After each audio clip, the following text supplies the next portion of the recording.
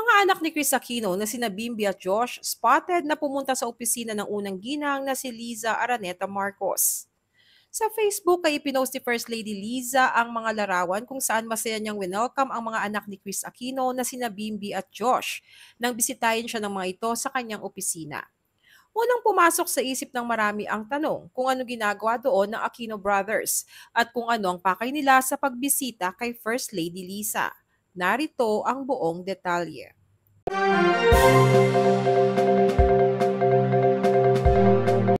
Kung marami ang nagtataka sa pagpunta ng mga anak ni Chris Aquino na sina Bimby at Josh sa opisina ng First Lady na si Liza Araneta Marcos, ay marami rin ang natutuwa na finally ang dalawang pamilya na kilalang magkaribal sa larangan ng politika ay nakitang magkasama.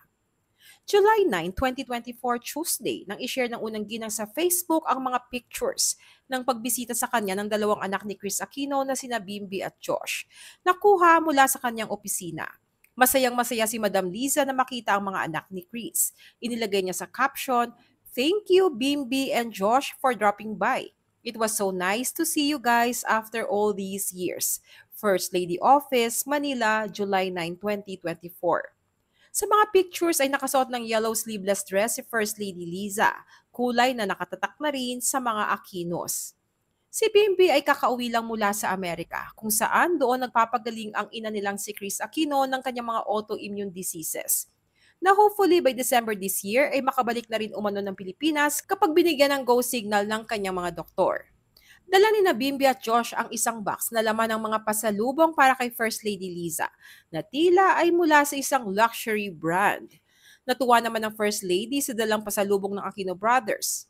Anya sa caption, "Thank you for taking time off to visit me, Bimby and Josh, and for my pasalubong."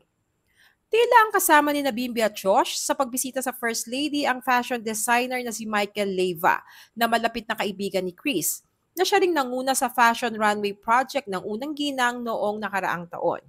Nagpasalamat ang fashion designer sa First Lady sa pagtanggap sa kanila. "Anito, we love you po. Thank you for having us po." May mga nagtatanong kung anong dahilan ng pagbisita ng Aquino Brothers kay First Lady gayong kilala ang bawat pamilya na magkaribal sa politika. Si First Lady Liza ay manugang ng yumaong presidente ng Pilipinas na si Ferdinand Marcos Sr. na siyang iniuugnay sa assassination ng ama ni Chris Aquino na si dating Senador Ninoy Aquino sa Manila International Airport noong 1983. At mula noon ay naging magkatunggalina ang bawat pamilya sa larangan ng politika. Kaya naman marami ang natutuwa sa pagbisita ng Aquino Brothers sa isang Marcos dahil tila hindi umano apektado ang kanilang personal relationship sa kanilang political stance. Gayunpaman ay tila marami ang hindi nakakaalam na may koneksyon ang mga Aquino sa unang ginang. Ayon sa ulat ng Billionaire.com, ang uncle ni Chris na si Don Pedro Cojuangco ay ikinasal kay Sari Cacho Cojuangco, na kapatid ni Maria Milagros Cacho Araneta na nanay ni First Lady Liza. At hindi ito ang unang pagkakataon na nagkaroon ng casual interaction ang Marcos at Aquino.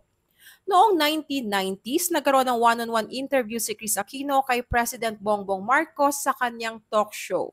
Si Bongbong at ang kapatid niyang si Senator Amy Marcos ay bumisita din sa burol ni dating Pangulong Cory Aquino noong 2009. Ano pong masasabi niyo sa balitang ito ng pagbisita ng Aquino Brothers sa unang ginang na si Liza Araneta Marcos? Share your thoughts below.